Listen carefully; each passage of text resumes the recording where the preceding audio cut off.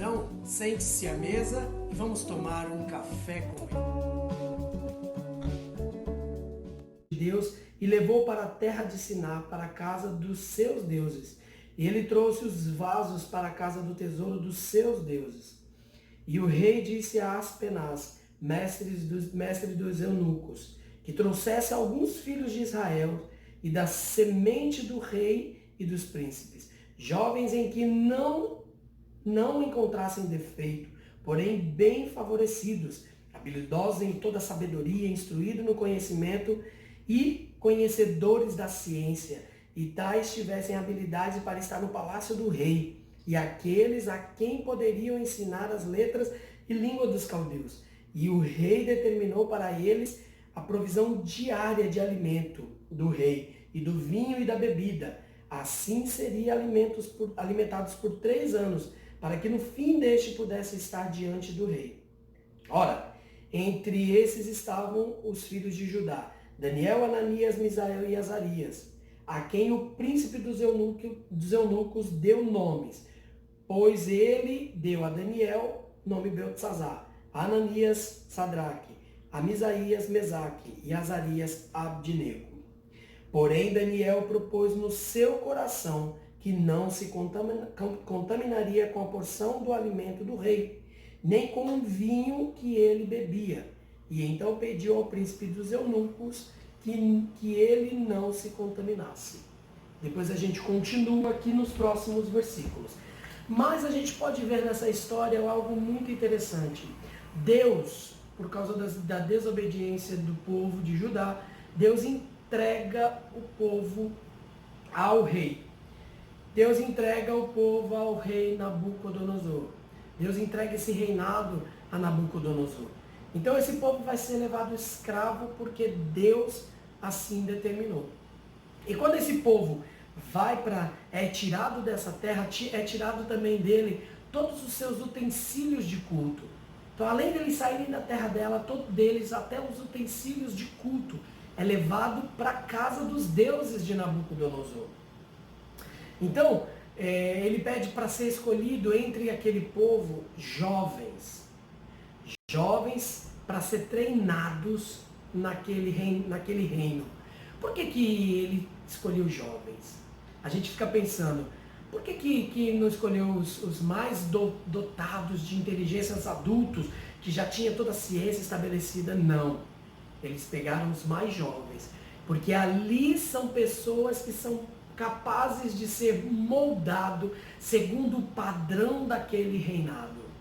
Então não era só pessoas inteligentes, não era só pessoas jovens, mas os mais inteligentes e ainda mais os da linhagem do rei, os da linhagem dos príncipes. Então, fazendo uma analogia, quando o diabo ele tenta a nossa geração, quando o diabo tenta levar a nossa geração, essa geração, ele pega os mais jovens, porque esses jovens os jovens são mais fáceis de se conformar com novas ideias. Muito mais do que um adulto, um velho já com a cabeça já feita. O jovem é muito mais fácil ser levado a novas ideias. Mas era qualquer jovens? Não, era da linhagem do rei e dos príncipes. Esse é o foco do inimigo para essa geração. Os filhos dos príncipes, os filhos dos eleitos, os filhos daqueles que servem ao rei. Então, os jovens de hoje são cooptados por esse mundo e pelo diabo. Aí eu disse assim, é possível estar nesse mundo sem se contaminar? Sim. Às vezes você pode ser até levado para uma universidade, para um ambiente de universidade.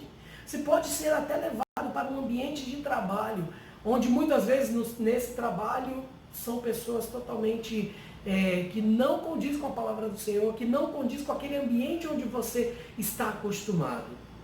Aí a gente até vê o conflito dos jovens hoje em dia de estar na igreja e quando chega na época da universidade, poxa, mas eu vou fazer faculdade, aí eu vou me distanciar das coisas de Deus, eu vou me distanciar da igreja e tal. É possível você estar nesse ambiente sem se contaminar.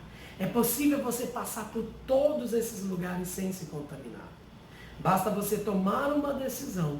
Nesse lugar, você imagina, para o povo judeu mudar o nome Era uma coisa absurda, porque o nome do judeu, ele mostrava uma característica da própria pessoa. Para você ver, assim que eles foram tomados da terra dele, a primeira coisa que eles fizeram foi mudar o nome deles. Mudou o nome de Daniel. Daniel, que significa Deus é meu juiz, mudou para Beltesazar. Bel o protege. Bel, que é um Deus, o protege. Ananias, Deus tem sido gracioso. Mudou para quê? A ordem de Acu, que é também um Deus. Misael, que significa quem é como Deus. Mudou para quem? Para Mesaque, que significa quem é como Acu, que é um Deus. Misael, quem é como Deus? Azarias, o Senhor tem ajudado. E Abdinego, servo de Nebo, que também é um Deus. Então você vê que Daniel e os seus amigos até se submeteram a ser mudados os nomes, que já era uma coisa muito ruim, que já era uma coisa que para a sociedade, para o judeu daquela época era algo muito importante. Mas eles ainda se submeteram a isso. Muitas vezes a gente precisa se submeter a algumas coisas. Mas quando chegou na alimentação, porque aquele povo adorava os ídolos deles através da alimentação. Então eles comiam e ofereciam ao Deus deles. E aí Daniel falou, não. Nesse ponto aqui Daniel traça uma linha. A partir daqui, não. Eu não vou a partir daqui. A partir daqui eu ofendo ao meu Deus. Porque eu não vou comer nada oferecido a outro Deus. Eu não vou me contaminar com os manjares dos outros deuses. Então não é simplesmente não estar no lugar, mas é decidir não comer, não se alimentar daquilo. Porque Daniel e seus amigos sabiam do que eles se alimentavam, sabiam do alimento que eles tinham lá na terra dele, sabiam dos alimentos que agradavam ao Senhor. E nesse momento ele colocou no coração dele que ele não atravessaria essa linha.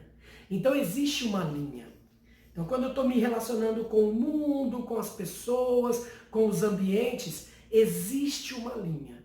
E essa linha eu não posso ultrapassar.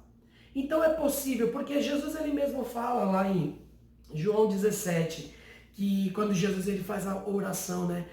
A Deus ele pede, Senhor, eu peço que não os tires do mundo, mas que os livre do mal. Então Jesus ele orou por mim e por você, para que nós estivéssemos inseridos nesse mundo, em toda a esfera, na ciência, na filosofia, na política, nas artes, em todas as esferas. Mas em todas as esferas sabendo que existe uma linha, que eu não posso ultrapassar essa linha, porque eu ofendo ao meu Deus. Então Daniel, ele propôs no coração dele que ele iria, porque Deus assim o tinha levado, mas que ele não ofenderia a santidade de Deus.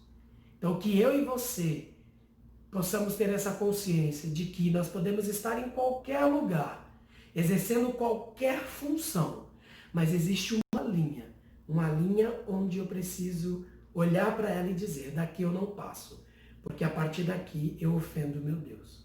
Então eu decido não fazer isso.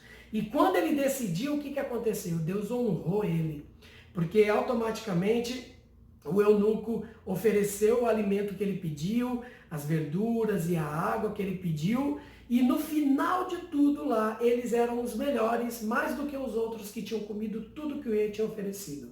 Então sim, Deus, por mais que possamos passar por privações nesses períodos, ou trocar por coisas que aparentemente é desvantajosa, mas lá no final, Deus ele vai se mostrar Deus na minha e na sua vida, porque Deus ele permanece fiel. Nós é que precisamos ser fiéis o tempo inteiro. Que Deus abençoe a minha vida e a sua vida, que essa palavra torne-se verdade no seu coração. Deus abençoe em nome de Jesus.